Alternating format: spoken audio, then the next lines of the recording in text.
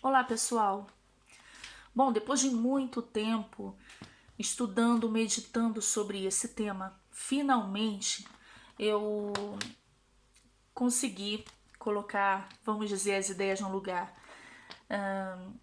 É algo complexo, eu não viria aqui falar coisas que eu não tenho analisado muito bem primeiro, né? O dilúvio, primeiramente, por que é importante falar sobre o dilúvio? É importante porque quanto mais a gente entende o nosso passado, a história, mais nós compreendemos o nosso presente e o futuro, né? E Jesus disse que nos últimos dias seria como nos dias de Noé. Então, é sim importante falar do dilúvio. Nós estamos nos últimos dias e quanto mais a gente entende o dilúvio, mais a gente entende o que está acontecendo hoje, né? E os sinais da sua vinda. Bom, muitos criacionistas, né, e até, inclusive, alguns defensores do design inteligente tentam defender o dilúvio cientificamente e é correto, muito bom, excelente, mas insistem em defender ele na bola. E na bola molhada giratória não dá, não tem como, o dilúvio é impossível no globo. Eu vou demonstrar isso para vocês, eu comprei esse quadrinho aqui para poder fazer isso, tá? Porque eu vou ter que desenhar hoje. E não dá, gente. Muitas explicações de criacionistas, e são boas, excelentes, ok? Só que no globo não encaixa. E eles voluntariamente, voluntariamente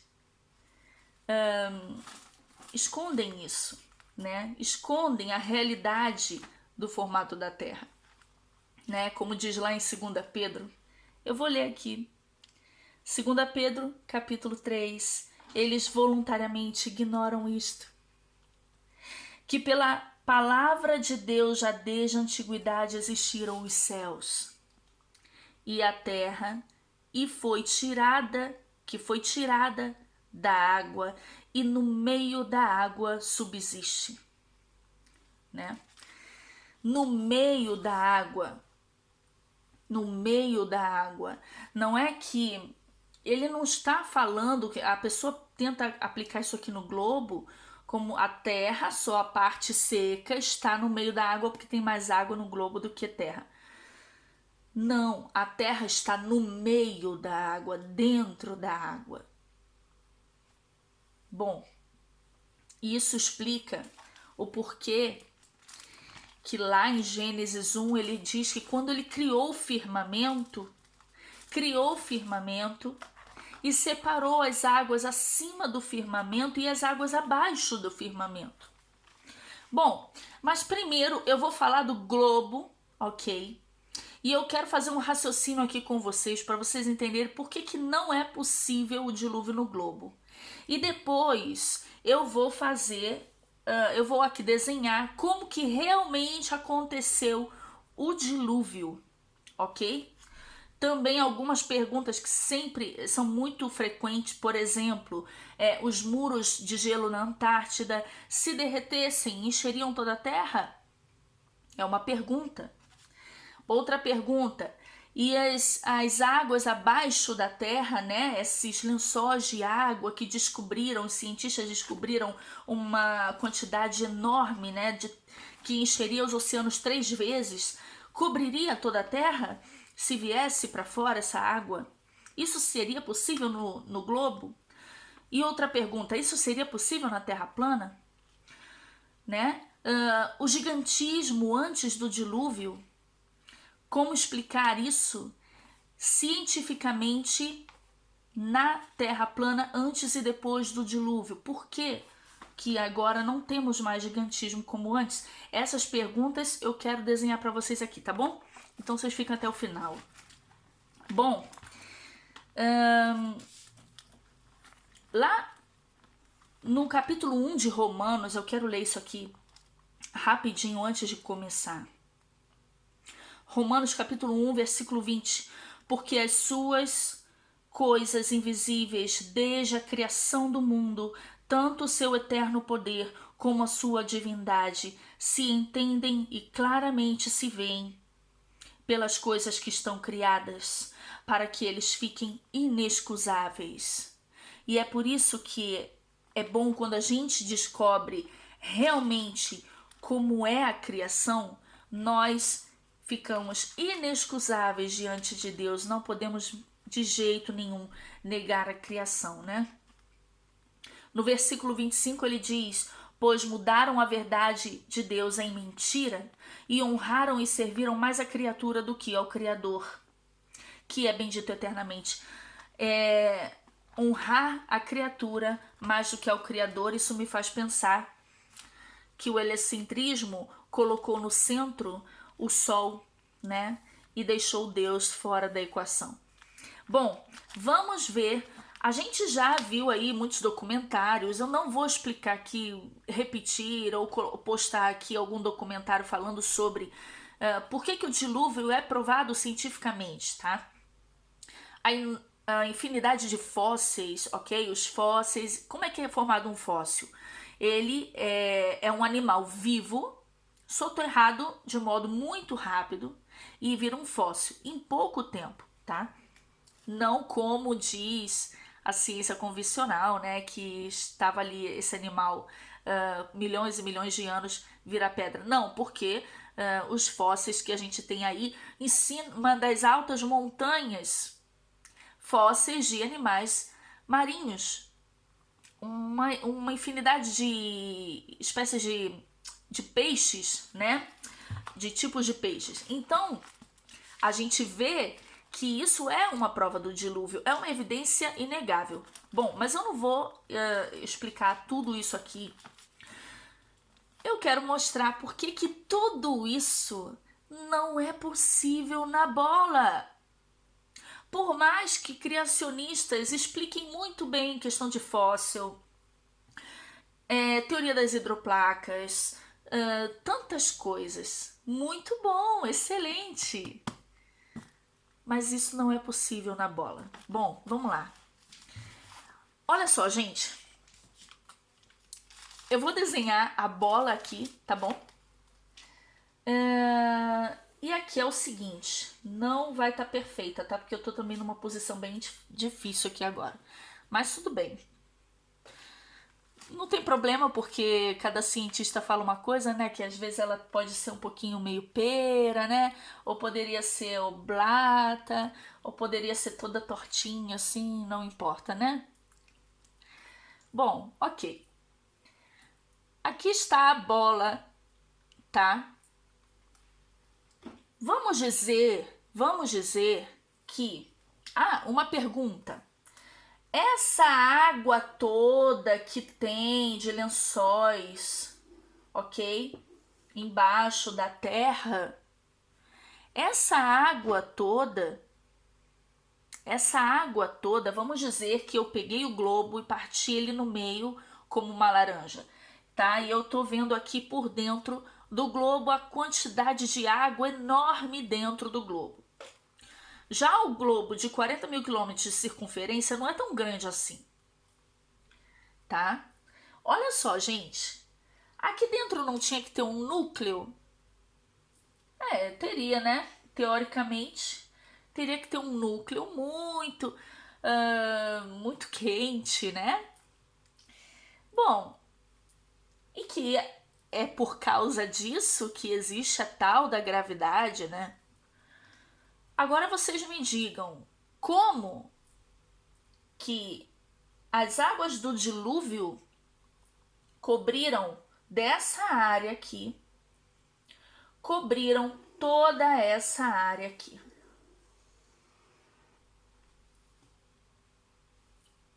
Toda essa área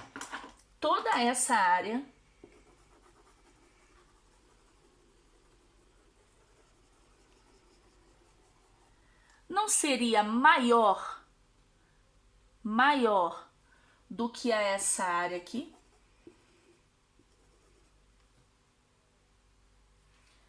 Isso é uma questão de lógica simples.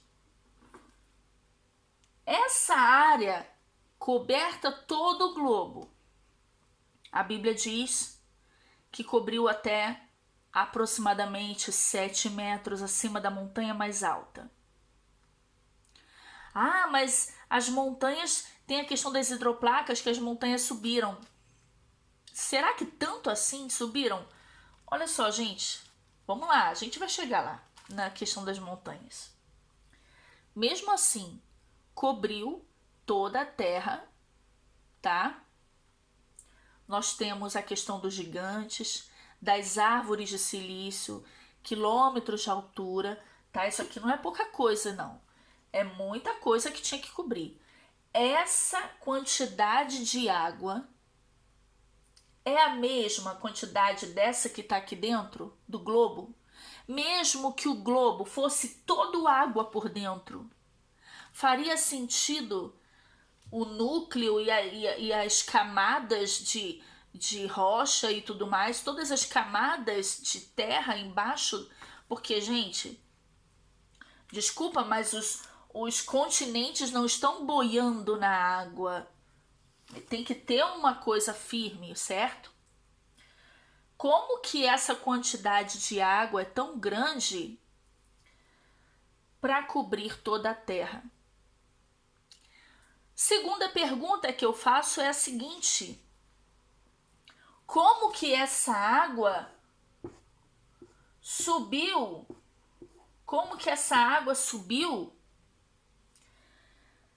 Toda essa água dentro foi para fora e inundou toda a terra. Vem cá, mas a terra dentro ficou oca? Então eu vou ter que assumir que a terra, pelo menos nos 150 dias que o dilúvio, que durou o dilúvio, né, as águas sobre a terra, então, naquele período a terra estava completamente oca. Gente, e a gravidade? A gravidade conseguiu deixar tudo oco aqui, ó, tudo oco aqui, oco. Ficou oco, gente. Mas conseguiu segurar do lado de fora toda essa água. Detalhe, a Terra girando a uma velocidade de 1.666 km por hora. Esse número me dá coisa, gente. Como que é possível essa gravidade na Terra oca segurando a água toda do dilúvio? Essa é muita água, hein? Olha, gente, com essa bola girando, já uma bola molhada girando já é complicado, já é impossível. Vocês imaginam com essa quantidade toda de água e a terra oca? Sinceramente, não consigo entender isso aqui. Não é possível.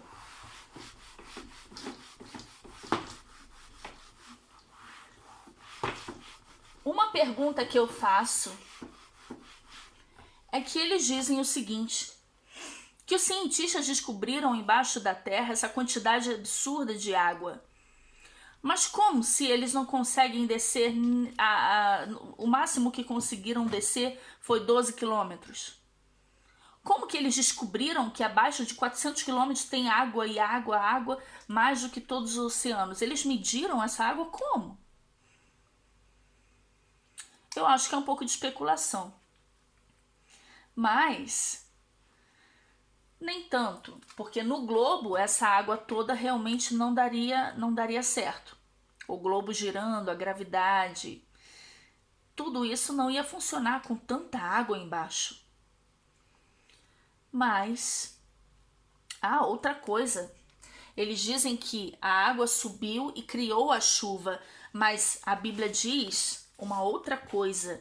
Lá em Gênesis 7, ele diz no versículo 11, no ano 600 da vida de Noé, no mês segundo, aos 17 dias do mês, naquele mesmo dia se romperam todas as fontes do grande abismo. e as janelas dos céus se abriram, e houve chuva sobre a terra 40 dias e 40 noites. Fontes do grande abismo e janelas do céu. Se as fontes do grande abismo são as placas, as fendas, né, que abriram as placas tectônicas e subiu toda a água que tinha aí embaixo, ok. Então, se abriu embaixo e abriu em cima, você também tem que entender que abriu em cima. Veio água do espaço. Ah, não, subiu de baixo, fez a nuvem. Não, peraí, ele está dizendo aqui que abriram as janelas do céu. Então, vamos entender o que é isso aqui.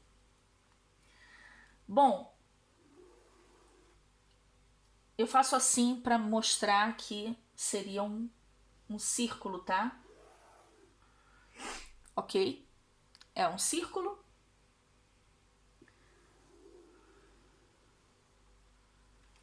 Muito bem. Isso aqui é o que a Bíblia descreve. Eu estou falando de Bíblia, tá, gente? Bíblia. Fundamentos da terra, ok? Grande abismo. Por que abismo?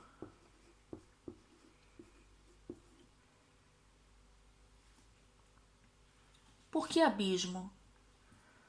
Porque quando desce, vai, desce e parece que não tem fim, ou talvez não tenha fim. Abismo. Na bola não existe abismo. Não existe abismo. Porque você desce, você chega no núcleo, se você descer mais, você cai do outro lado. Não tem abismo na bola. Bom, romperam as fontes do grande abismo, ok? A gente tem aí várias daquelas, como se chama? Parecem, alguns dizem que são marcas de meteoro, né? São crateras enormes. Ou vulcões adormecidos. De qualquer forma, é possível que também tenha saído água dessa maneira. Ou essas placas tectônicas, né? Que é explicado pelos criacionistas muito bem. Mas, ok. E se abriram as janelas do céu? Por quê? Porque gente, aqui a terra foi fundada no meio das águas. Foi tirada do meio das águas e no meio das águas subsiste. Ok?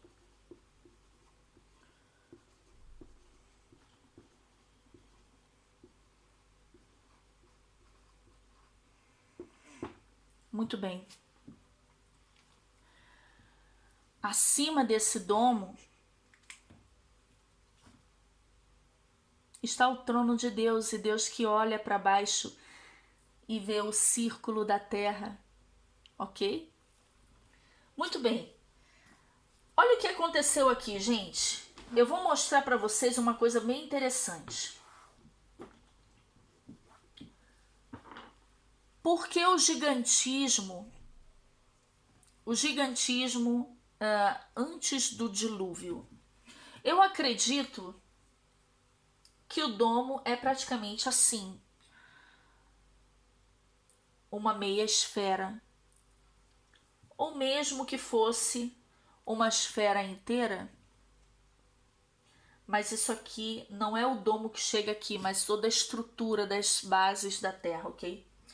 Mas o domo é uma meia esfera. Aqui eu tinha a terra, montanhas, ok? Aqui no centro eu tinha o Monte Meru. O que é o Monte Meru?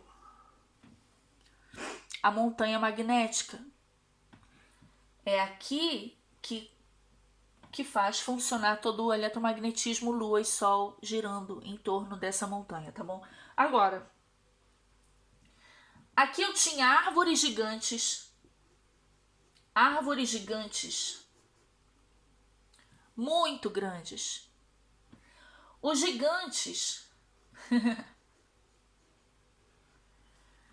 O que aconteceu? Quando Deus mandou o dilúvio, as águas... e outra coisa, aqui não tinha borda de gelo. Não tinha borda de gelo. Tinha o limite da terra. E acabou.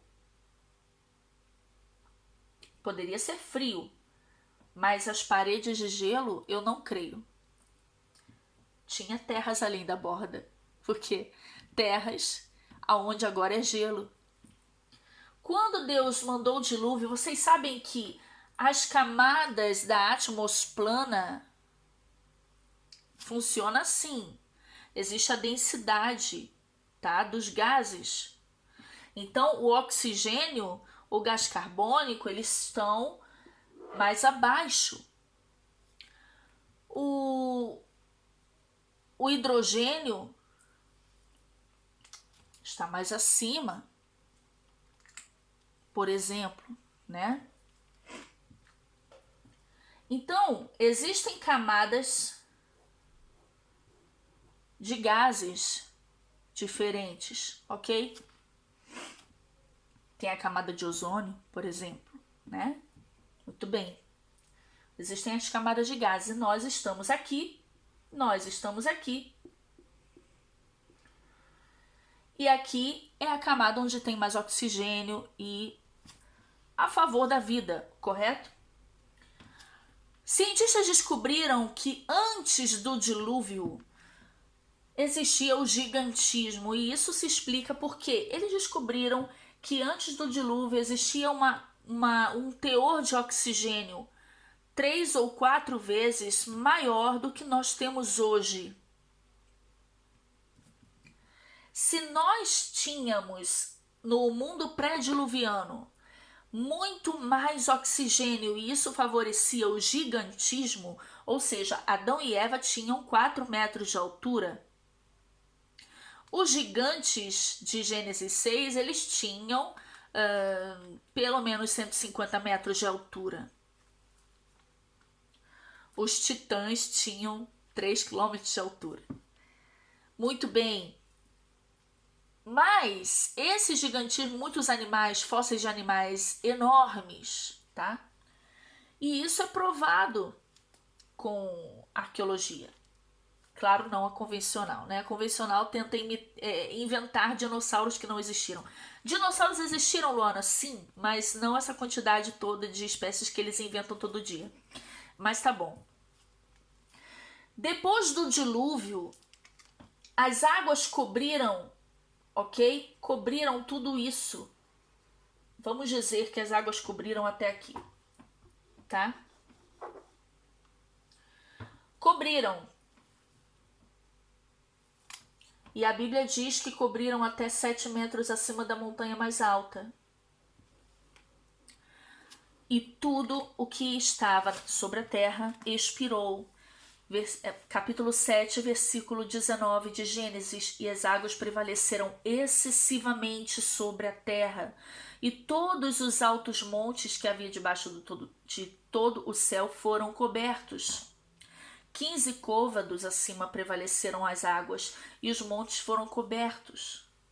E expirou toda a carne que se movia sobre a terra, tanto de ave como de gado e de feras, e de todo réptil que se arrasta sobre a terra, e todo homem.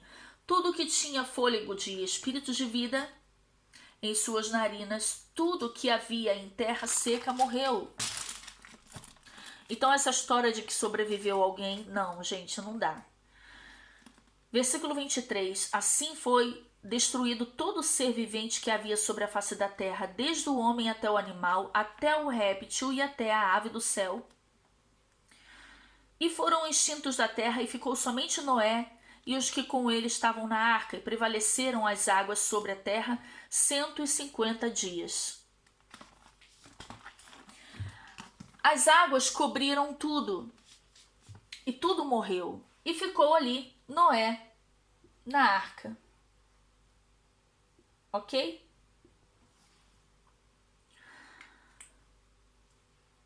Quando a Bíblia diz que Deus fez escoar de sobre a terra? Vamos ler? Deus fez escoar como quando você abre o ralo e a água escoa de sobre a terra. Mas para onde iria toda essa água? De onde veio toda essa água? Abriram-se as comportas do céu. Luana, tem comporta no céu? Ué. Deus abriu as comportas do céu e fez cair uma chuva de 40 dias e 40 noites para cobrir a terra inteira. E debaixo da terra é água. Então, quando a gente quer explicar que dentro do globo tem água, lençóis de água, dentro de um globo, essa água não, mesmo que fosse toda água, não cobriria em torno toda a terra, todo o globo, porque não dá na geometria. A quantidade de água que cabe dentro do globo não cobriria fora do globo.